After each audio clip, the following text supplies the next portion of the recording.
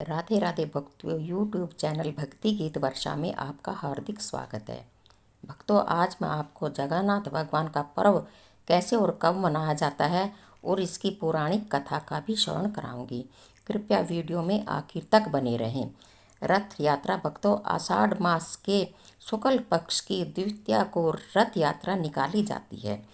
भक्तों, वैसे तो रथ यात्रा भारत में विभिन्न शहरों में निकाली जाती है, परंतु ज़्यादा धूमधाम से जगन्नाथपुरी में निकाली जाती है। देश भर से लोग भगवान जगन्नाथ और बलभद्र देवी सुभद्रा के दर्शन करने के लिए पहुंचते हैं। जो भी भक्त इसमें शामिल होते हैं, भगवान पूरे साल उन पर कृपा बनाए रखते हैं। कहते हैं कि भगवान की बहन सुभद्रा ने एक बार अपने भाइयों से नगर घूमने की इच्छा है यह कहा, तो दोनों भाई अपनी बहन को लेकर घूमने के लिए निकल पड़े और नगर भ्रमण करने के बाद अपनी मौसी गुड़ीचा के घर जाकर 7 दिन तक विश्राम करते हैं।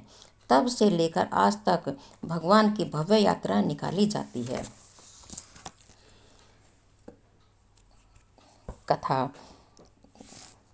जगन्नाथ भगवान की कथा। ये माना जाता है कि भगवान विष्णु के 4 धाम हैं और वह अपने 4 धाम की यात्रा पर जाते हैं। कहा जाता है कि भगवान बद्रीनाथ में स्नान करते हैं और द्वारका में वस्त्र पहनते हैं और पुरी में भोजन करते हैं और रामेश्वर में विश्राम करते हैं। द्वापर के बाद भगवान पुरी में निवास करने लगे और जग के नाथ अर्थात जगन्नाथ पुरी का जगन्नाथ धाम यह 4 धामों में से एक है।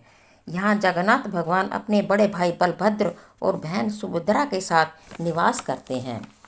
पुरी उड़ीसा राज्य के समुद्र तट पर बसा है। जगन्नाथ भगवान का मंदिर विष्णु भगवान के अवतार श्री कृष्ण जी को समर्पित है। पुराणों में इसे धरती का वैकुंठ माना जाता है। यह धाम भगवान विष्णु के 4 धामों में से एक है।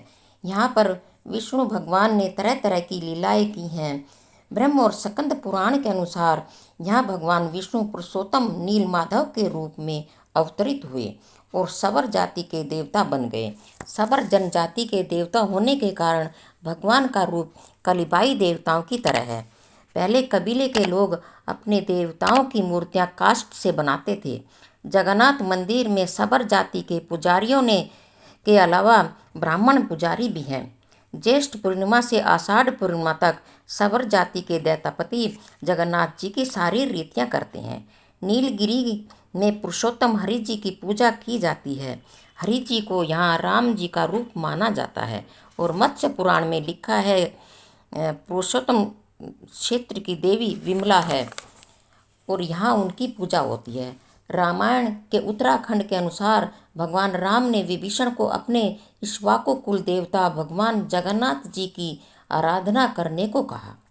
आज भी पुरी के श्री मंदिर में विभीषण की पूजा की परंपरा कायम है। स्कंद पुराण के अनुसार पुरी एक दक्षिणवर्ती शंख की तरह है। यह 5 कोस यानी 16 किलोमीटर क्षेत्र तक फैला हुआ है।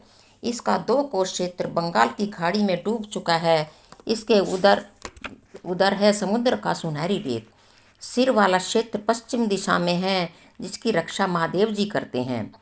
भगवान ब्रह्मा का एक सिर महादेव की हथेली से चिपक गया था और वह यही आकर गिरा था। तभी से यहाँ महादेव जी की और ब्रह्मा जी की पूजा होती है।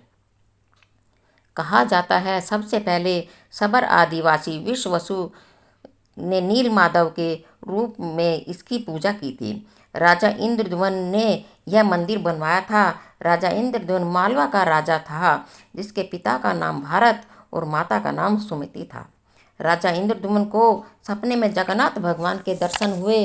राजा इंद्रद्युम्न के यहाँ कई विशाल यज्ञ करवाए और एक सरोवर भी बनवाया। एक बार विष्णु भगवान ने उनको सपने में दर्शन दिए और कहा, नीलांचल पर्वत की एक गुफा में मेरी एक मूर्ति है, उसे नील माधव कहते हैं। तुम एक मंदिर बनवाकर उसमें मेरी मूर्ति को स्थापित करो। राजा ने मंत्रियों को नीलांचल पर्वत की खोज में भेजा। उसमें से एक ब्राह्मण विद्यापति ने सुन रखा था कि सबर कबीले के लोग नील माधव की पूजा करते हैं। उन्होंने अपने देवता की मूर्ति को नीलांचल पर्वत की गुफा में छुपा रखा है। वह यह जानता था कि सबर कबीले का मुखिया विश्ववसु नील माधव का उपासक है और उसी ने इस मूर्ति को गुफा में छुपा रखा है। चतुर विद्यापति ने मुखिया की बेटी से विवाह कर लिया। फिर वह अपनी पत्नी के जरिए गुफा तक पहुंचने में सफल हुआ। उसने मूर्ति चुरा ली और राजा को दे दी। विश्वासु मूर्ति के चोरी होने से बहुत दुखी हुआ। अपने भगत को दुखी देखकर भगवान भी बहुत दुखी हुए और वह गुफा में लौट गए। लेकिन उन्होंने इंद्रद्युम्न से वादा किया कि वह एक दिन उसके पास जरूर लौटेंगे, पर वह उनका विशाल मंदिर बनवा दें। राजा ने मंदिर बनवा दिया और भगवान विष्णु को मंदिर में विराजमान होने के लिए कहा। भगवान ने कहा, तुम मेरी मूर्ति बनवाने के लिए समुद्र में तैर रहा पेड़ का बड़ा सा टुकड़ा उठाकर लाओ, जो कि द्वारका से समुद्र में तैरकर पुरी आ रहा है। राजा के सेवकों ने उस पेड़ के टुकड़े को ढूंढ लिया, लेकिन सब मिलकर भी उसे उठा ना सके। फिर राजा को समझ में आ गया कि नील माधव के भगत सबर कबीले के मुखिया विश्ववसु की सहायता लेनी पड़ेगी। फिर विश्ववसु उस भारी टुकड़े को उठाकर मंदिर तक ले आया।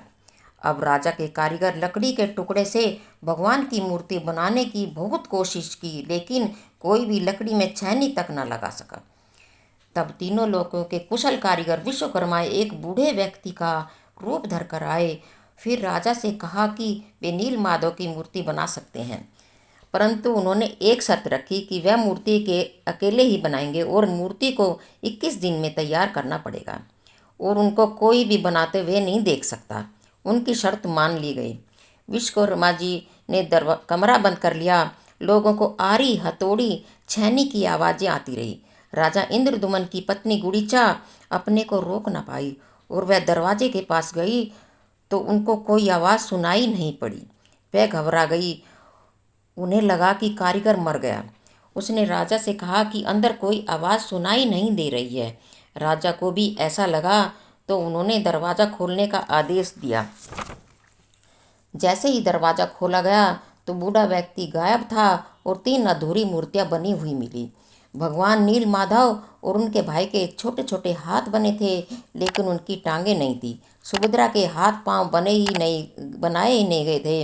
राजा ने इसे भगवान की इच्छा समझकर अधूरी मूर्तियों को मंदिर में स्थापित कर लिया। तब से लेकर आज तक तीनों भाई बहन इसी रूप में विराजमान हैं और तभी से इनके काष्ठ विग्रह की पूजा की जाती है।